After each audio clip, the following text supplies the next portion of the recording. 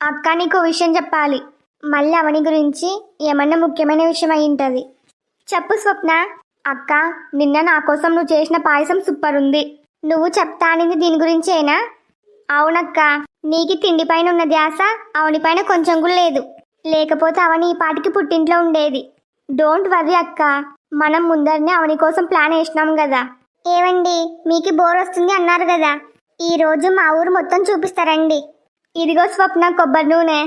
అవని వచ్చే దారిలో నేలపైన పోస్తే అదే జారి కింద పడుతుంది. ఇంకా లేట్ ఎందుకు?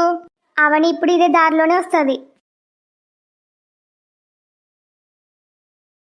ఇప్పుడు అదే జారి కింద పడుతుంది. ఇదిగో మా అన్నయ్య అవని వస్తున్నారు. ఒకవేళ అవనికి బదులు మా అన్నయ్య జారి పడితే